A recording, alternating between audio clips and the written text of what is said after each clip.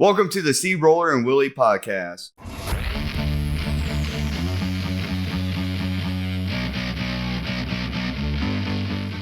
I want to talk about the best place to buy your first computer. Me, I would personally just go to Walmart, and just get like a cheap ass computer and just use it for like networking and social media and stuff like that. I'm not much of a gamer, so I don't need the best quality computer out there. Personally, I would suggest a laptop for you. If you're not looking to game, I think a laptop would probably be the ideal solution. But going to Walmart, I know particularly their desktops have been a bit of a scam in the past. I don't know if things have changed. Like the E-machine? Not like the E-machine, but the ones that were actually like Walmart gaming machines.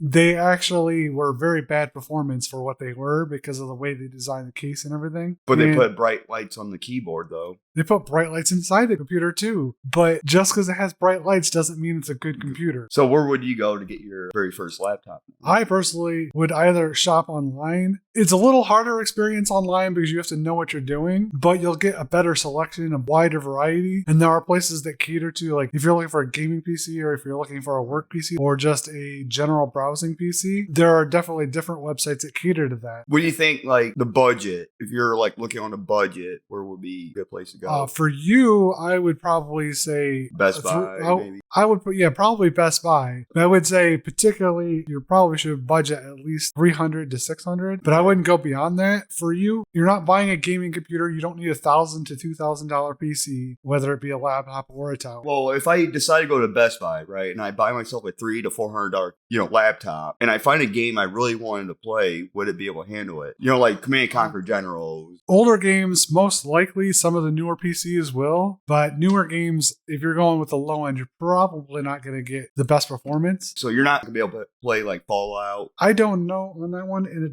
really depends on what you choose. The biggest things are what CPU graphics and RAM are in it. The storage space is definitely an important thing if you're looking for gaming, but if you're just a casual gamer, you're probably not going to run through as much space as like a dedicated gamer. So I wouldn't worry too much about that. I'd worry about getting a medium to high-end CPU with a decent graphics card in it and then a higher tier RAM. I hate to say it, but what do you call a dedicated gamer? To me, a dedicated gamer is anybody who primarily uses their computer for gaming rather than recreational use. I'm not going to judge whether or not you are a gamer. I'm just going to say for me, a dedication to it would be just what your primary function of the laptop would be or the desktop. What do you play your games on? Do you use your laptop or use your desktop? I typically use my desktop tower for gaming because laptops are a little harder to work on, a little harder to swap parts out in. Wait, you can swap parts on laptop? You can swap parts on a laptop. It's just harder because they use specialized parts. And some laptop manufacturers do solder parts to the board, which means those parts will not be able to be changed. But the ones that can be changed, they do make specialized parts that fit inside of a laptop. So you think like brands like Walmart, you think a lot of their laptops are soldered in where, once it's outdated, you had to go out and buy a new laptop? I know for a fact that some of them are. I don't know if it's specifically Walmart or specifically Best Buy. They're selling these laptops from the companies that do that shit, right? Yes, they do. Can you name a couple brands that you might know that does it? Off the top of my head, I cannot. However, I can tell you that I've had Asus as a gaming computer, and they didn't do that. I'm currently running an HP, and they were able to swap out the parts for me before I even bought it. So they have to be able to swap out this HP that I'm currently using. So those are two that I know for sure that don't. Is it cheaper just to build your own desktop if you wanted a desktop? I don't think it's necessarily cheaper. It can be if you're really frugal about it. But for the most part, it's either going to be the same price or higher, depending on what you're going for. What parts you're putting into it to make it the quality that you want. The biggest setback is the fact that some people will actually bottleneck themselves by putting parts in the machine that are incompatible with each other. Like they'll get like the fastest CPU and then their graphics card can't keep up, or they'll get a fast graphics card and their CPU can't keep up. You need to match those two because you could buy a high-end GPU for a lot of money, but if your CPU isn't keeping up, you've wasted money on that GPU because you're not going to get your full potential out of it. Do you build your computers? When it comes to desktops, yes. When it comes to laptops, the most I'll do is swap something out. I won't build it from scratch. There's only one company I know that allows you to do that anyways. Personally, if I were you, I would suggest going to Best Buy because the people there will help you. At Walmart, you're looking just at a selection, and I don't think there's like one person in the whole electronics section, and they're pretty much just the same as any other employee at that store. They don't know what they may or may not know. That's the problem. Because I know how Walmart is. They will swap people from department to department just depending on who they need and where. So Best Buy has dedicated people from, what's it called? The Geek Squad, I think it is. Geek Squad, I heard. That will actually come out and help you purchase your computer. Wait, you can call up Geek Squad. They'll go out with you and help you pick out the right computer for you. The Geek Squad is actually at Best Buy. Their computer repair stuff is at the store. Oh, I didn't know Geek Squad was affiliated with Best Buy. Yeah, I thought they're just a random company that fixes shit. No, they are affiliated with Best Buy, and they are part of Best Buy. So if you're looking to go shopping at a store, that is where I go. If not, I'll go online. Like I bought this laptop that we're currently using to record on Amazon, but I've also bought them from Newegg and Microsoft. I was about to ask about that. If you do decide to build your own computer, do you think Newegg is... Newegg's a great place to start, but I wouldn't rely on it. Because I've got a lot of parts that come from other countries and take forever to ship, and their return policy is a bit of a mess at the moment. There was a whole thing, I think it was the end of last year or the beginning of this year, where they were sending out already RMA parts that were just bad. They didn't check them. They said they were good and sent them back out as refurbished, and they were just still bad. They were still bad? Yeah. So that's not a good thing, and I don't like that. Do they not look at the parts? Do they recall parts? They must have just passed through their system. But the problem is with that is that's not a good look on the company. No. Which is why I'm steering people away from it at the moment until they get their shit together. So basically what it looks like to me, it's like having a recall on a vehicle, right? And then they try to find other problems other than the recall, then try to repair other things to make money off of, or is it completely... No, it would be actually, I have a story about that does fit into this, which is that my mother took her car in for a recall. They supposedly fixed it, and she got stuck on the train tracks because she got hit from behind and pushed up onto the train. The part that she got recalled fell and landed on the gas pedal. So when she went to hit the gas pedal, she couldn't reach it because the part was there. Yep. When she did finally pick it up, move it off, and hit the gas to get off of the tracks, because she had gotten rear-ended up onto the tracks, when she finally got all that done, got off, she took it to another dealership. They looked at it and said, we have no idea what the hell they did. That is not what was supposed to be done. Similar to how Newegg is taking in RMA parts and saying them out as refurbished parts without actually fixing them. Yeah, and they don't even look into if they are good parts or bad parts. Somebody should go through an assembly line, and someone should look at. Somebody should look at it, see why did it get returned. If it's returned because it's bad, it needs to be fixed. Not sent back out. Cleaned up and sent right back out. Chances are they didn't even clean it up. They probably just brushed it down with a brush or a wire brush and just all right, it's good now. And then threw it right into a box with the other pieces. But yeah, I would say Best Buy is your best place to go. And speaking of Best Buy, when I go out to Best Buy, I usually like to pick up pizza on the way home. And I was wondering, what is your favorite pizza place to order from? Might be a tough one. Sometimes it depends on the pizza company because I like pasta too. And there's other pizza companies that have good pasta. Like I like Domino's pasta, but I don't like their pizza. But if I wanted an actual pizza, I'll probably go to Pizza Hut. Now, there are limited I'm talking about major, franchise, not small town pizza. There's better small town pizza places than Pizza Hut, but I'm talking about main franchise. Personally, one of my favorites is a small town, and that's Pizzanella's Pizza, but we can't really recommend that to the masses. Right. So my current favorite is Marco's, which is a somewhat big, but I know it's not the whole United States big, but a lot of people will know Marco's. But Domino's is pretty good. I had that when I went out to New Jersey not that long ago. They were pretty good. I want to point out though, a lot of these pizza places depend on where you're going. The franchise can be different in every city, every state. You get good quality in certain states, you get bad quality. Well, I could tell you I have not had good experiences with Pizza Hut. It might have been the city that I was living in at the time, but their pizza just did not do it for me. It was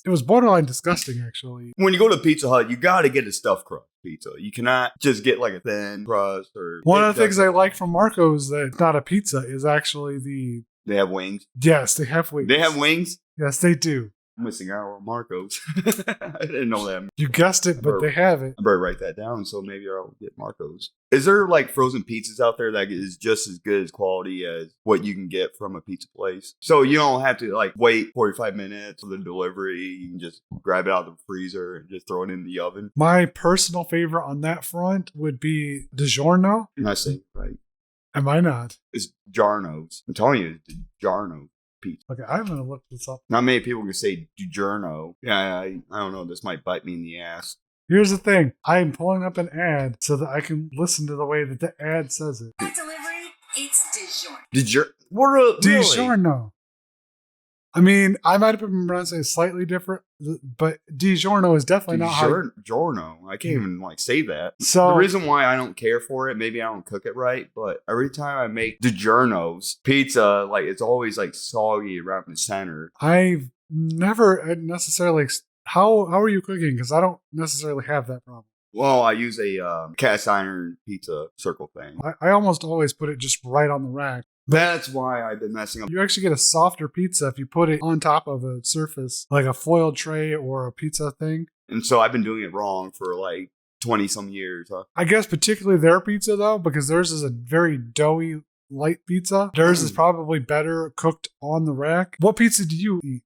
What I eat, I like Red Baron. That's interesting because when I was a kid, that was my go-to. Then again, we didn't have DiGiorno at my house when I was a kid. We had Red Baron and that was it. That was maybe Jack's every once in a while. Tombstone. Tombstone was pretty good too, but that was my cousin's favorite. I didn't have that at my house usually. Usually it was Red Baron. Is there like a certain type of, how do you say DiGiorno? DiGiorno? Usually you always get do you get the Supreme or you get pepperoni? Because each one could be like a plus or miss, right? It could be, but I tend to stick to like cheese, and I had pepperoni until I had gout, but I tend to stick to the simpler ones. I'm not a very big Supreme fan. Because when we get our Red Baron, we always got Supreme or the 3 meat. I don't know. I just think Red Baron does a good job. Their sauce is really good. DiGiorno. I don't know. I just think that with the Supreme, I tried it. It's just too much grease, I think. But you're not eating the Supreme, so. No. I mean, like 4 cheese, pepperoni. Pepperoni does have a lot of grease. You say 4 cheese? 4 cheese, yeah. I do like that one. That was probably my favorite one. And I'm going to say my number 2. I would probably say Tombstone. Nice.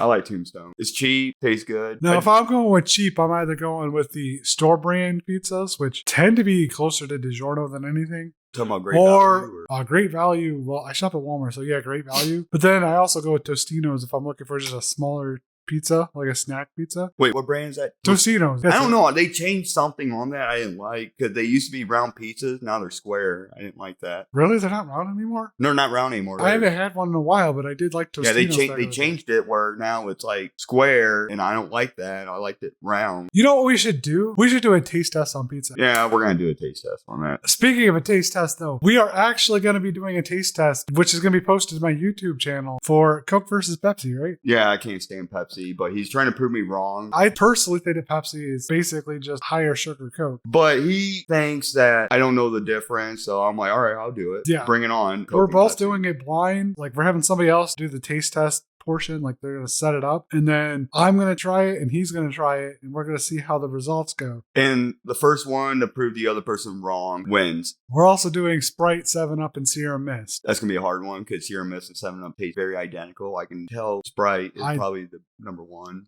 I prefer 7-Up over all of them, but that's just me. But in the future, we wanted to do, this is just a soda pop challenge, but in the future, we also wanted to do KFC versus Lay's blind test challenge. Yeah, I'm not very big fan of KFC because every time I go there, I tend to get like the boniest chicken possible. I mean, it's not that I have to have boneless chicken. I just prefer there to be meat on those bones. And I've never gotten that at a KFC. I might be ordering wrong. I don't know. Maybe some people out there like chicken legs. I don't know. I just don't know. I might be ordering wrong, but I always get like the boniest ass chicken. And I'm like, half of this shit is stuff I can't eat. I'm not going to down the bones. So can I ask you something though? When you were a kid, what was your favorite game? I'm talking like 12 years old, maybe a little younger. What was your favorite one? Well, when I was a kid, I used to play like a lot of Nintendo. I had Nintendo, Super Nintendo, Nintendo 64. I, for some reason, skipped a generation, didn't have the GameCube. But I would play like the old Super Mario Brothers. We had the triple pack with the Olympic Games and the Duck Hunt. And then I had like Super Mario Kart, and I had Mario Kart 64, Mario 64, Star Fox, like all those games. Now, were you playing those games because they were more like family oriented? Like, Some of them not. Because like I also had GoldenEye. GoldenEye. But that had multiplayer though. yes, it did, but GoldenEye is not exactly the most family game. It's more of a shooter game. But I would say that Mario Kart was a really good one for me. It was really enjoyable. But my favorite definitely was GoldenEye. GoldenEye was a really good game. And actually, that was probably one of the best Nintendo 64 games that came out. And I'll tell you what my favorite was. I don't know if you ever played them before, but it was Army Men, Sarge's Heroes. I didn't play them, but I do know what you're talking about. Yeah, I loved it because it wasn't graphic. You're playing as a plastic green soldier, and you're trying to kill the bad guys, which are the tan soldiers. And it's a good game because when you're a kid, who didn't play with Army Men? I had some.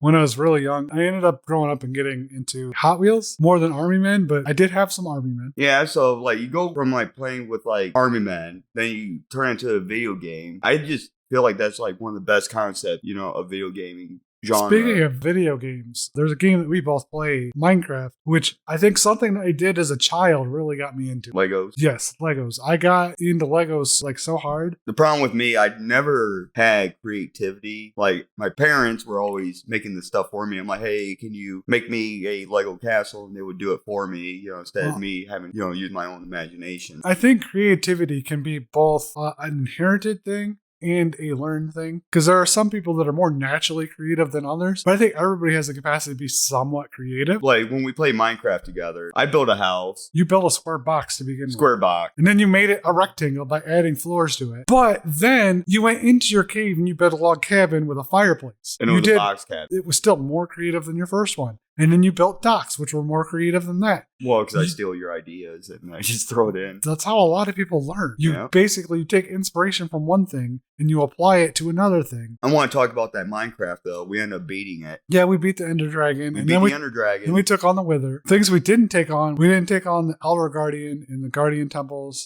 We didn't take on the rest of the End City. Tell you what, we might have to put that on YouTube. I want people to watch us fuck them up. So maybe we can. We can. We'll do that. If you guys want to watch us fuck up the Elder Guardians, you should start watching CRollur's YouTube channel. Then you can see us fuck it up and beat his ass, and you can watch me die. Then he had to go back and get all my stuff and put it in a chest for me so I can come back and get my stuff back. Also, you can watch a taste test that we're about to do. So that's going on TikTok or YouTube? YouTube primarily, but I think there's going to be clips on TikTok. Thank you for listening to the CRollur and Willy podcast. I hope you enjoyed. Peace out. Peace.